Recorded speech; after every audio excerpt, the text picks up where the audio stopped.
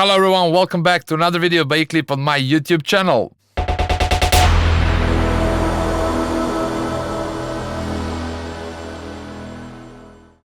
So I've been working on this project and I don't know why, but I just have a desire to show every progress of this track. And basically what I'm doing, I'm trying to capture all the micro changes. As the last video with this project was almost the same. I changed several things and I just wanna record and mark what did I change and how the track is developing. So as it was already maybe a week, almost, no, several days, but maybe even a week from the last change of this track. So every day I work on this track just for several minutes. Let's say half an hour, maximum an hour a day. Honestly, it's like 15 minutes and then I close it, I do something else, then I come back. And to be honest, I work only an hour a day on this track. And now I'm gonna come back again to the main point of those videos with this project is that building this minute of this track, I want to do it perfectly. The more sounds, the more atmosphere, the better they get in this 1 minute. That's gonna be much easier later on, as if I'm able now to create exactly what I want, the feeling, the atmosphere, just the taste of it, the moment when the track gets the soul. But I want to put it in this minute just because later on when I start adding more material, I will have enough of those single shots to cover the whole background of it, and just the playground, to say, with the single shots, if it's interesting enough, is gonna be halfway to the great track. This is the one thing that I mentioned in the previous video, and the second thing is the groove. So I did also several changes in the groove. I changed a bit the bass line. I just changed the MIDI and I changed those second bass line as well. And basically now it sounds like this.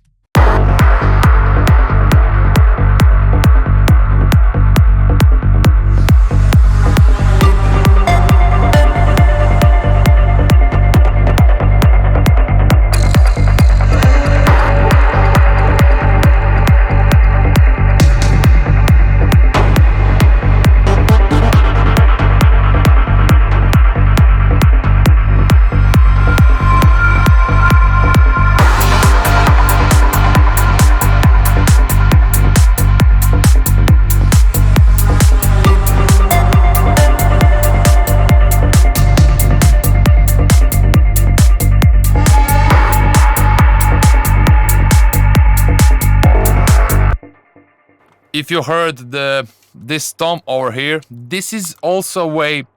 I did say that if one single shot is a percussive one, the next one I do not want it to be percussive. But in this part over here, I will just play the kick in the bass and toms.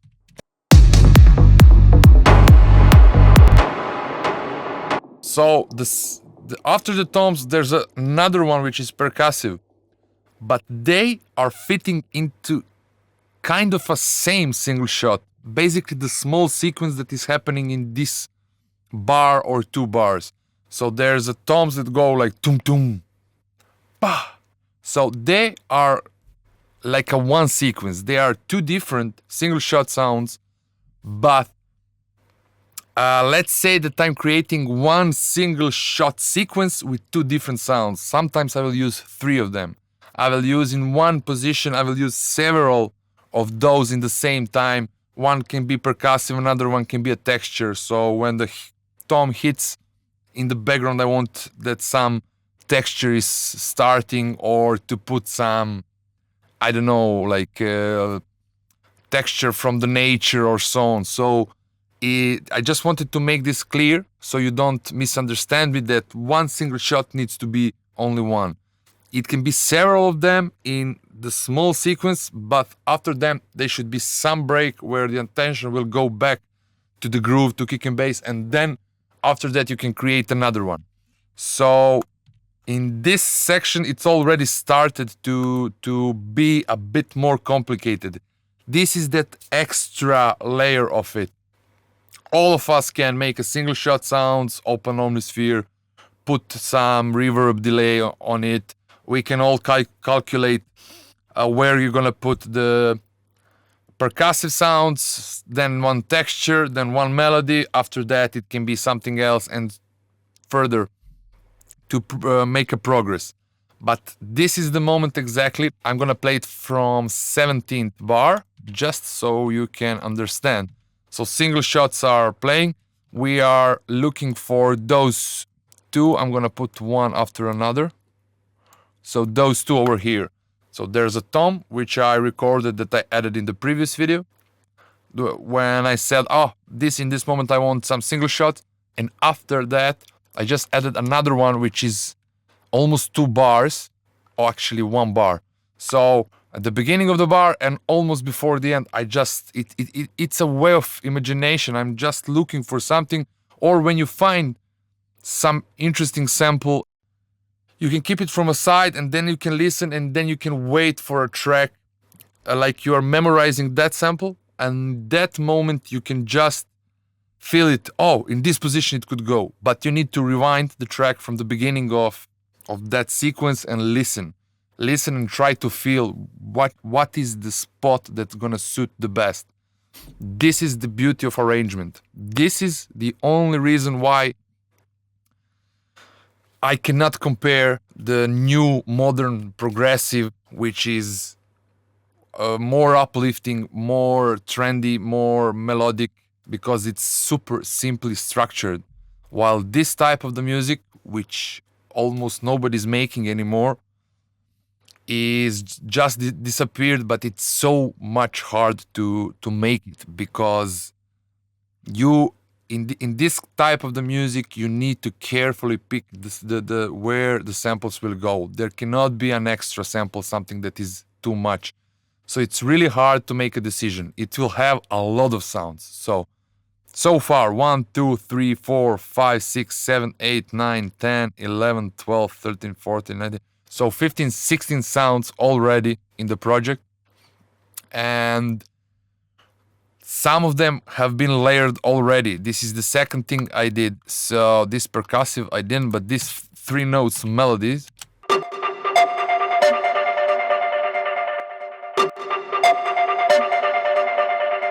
This used to be one preset from the Omnisphere, some polysynth or something. But as longer I was listening through the days, not the longer in the same session, in the several sessions, the longer I heard that it's kind of thin. It wasn't a thin, but it can be bigger sound. So I added one more layer in the octave below with a different color on it.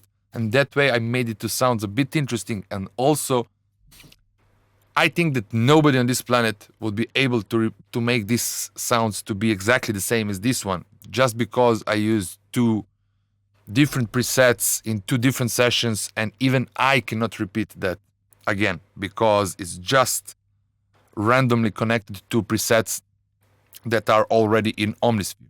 So this is why I'm telling you that Omnisphere is the best tool for this type of the music, even for the others. But so many different colors, so many different samples, high production. Just if you are using Omnisphere, pay attention. All of their samples should be a little bit processed, because almost the whole bank from Omnisphere is unprocessed and requires a little bit. It has a bit bigger dynamic, and which is good for organic music.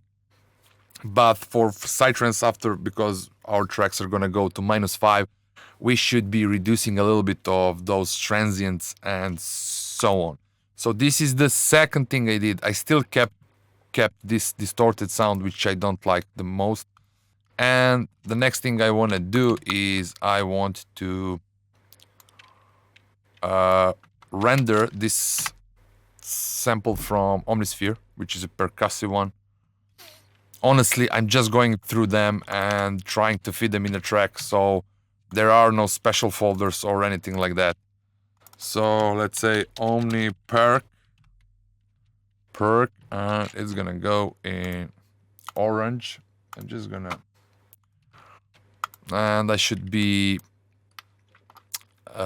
rendering those two as well, but I'm gonna do it a bit later.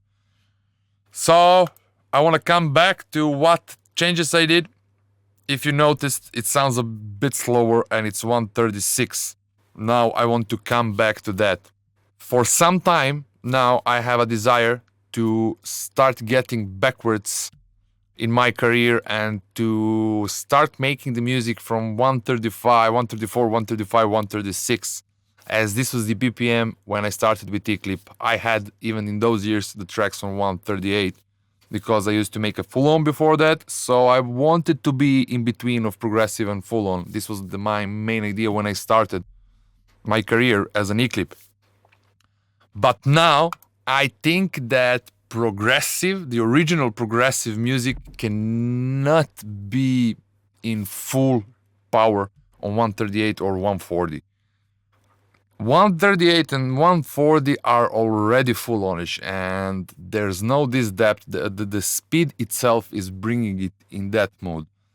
If I wanted to make a more proggy track in 140, I would need to use less bigger kicks, less fatter bass lines, which I don't think it would be smart in this period where there are tons of artists who have like high-end production even in a Psytrance music. So I'm looking for a compromise how to do it and to not be that painful for my career. So I was waiting for something to happen. I was really hoping, and then I just heard the set of Out of Orbit from Unitas for the stream from Tel Aviv, and I measured and I realized that his set was on 135, and this was enough for me to give me a courage to try to reduce and make several tracks in lower BPM, actually the original BPM of the progressive music when I started. And I feel it's already getting a bit deeper and more atmospheric, as now it's in a slower mood. I put it to 135, but it's still a bit bigger difference from what I was making in the several years. So I'm gonna do it slowly, 136, and I'm gonna do one track in 135 for sure. Now let's get back on the project. When it comes to MIDI, I think the bass line was just like this. So the first two notes were like this. I'm gonna solo. I'm gonna turn off those two. So what I did, I just extended this note over here to start in the same position with a kick, but because of the sidechain, they're not gonna overlap, so I'm safe from that.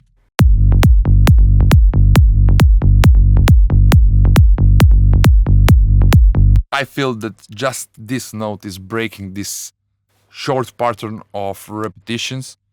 And then the silent 2, I just draw some melody like G, G sharp, and then F, which creates something.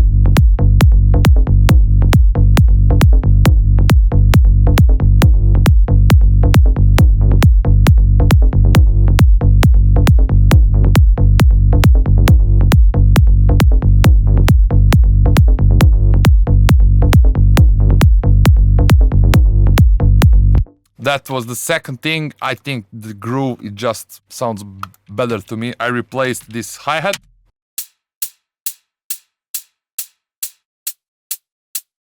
I just found it, I didn't make it. And I inserted the clap, as I said in the previous video of this project, that I want some shorter clap, not the one that was in the template like I wanted the shorter one, like so, all together with the snare.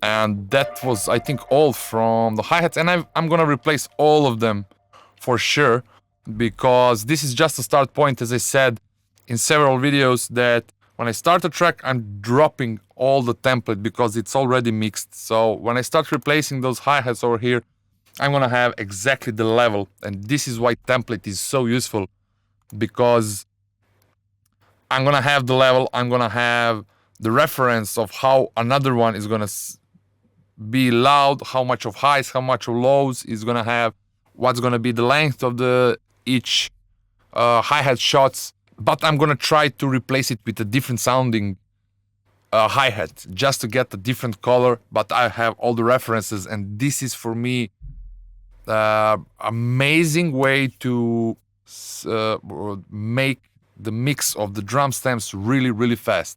As sorry, when I import them, I just work with all the same hi-hats all the time, and then when they start bothering me, I'm replacing one by one, and I don't have this feeling that I'm struggling to have a mix. I'm making the creative part, and then I just like, okay, let's replace this hi-hat, okay, replace it, come back to creative part, replace the another one.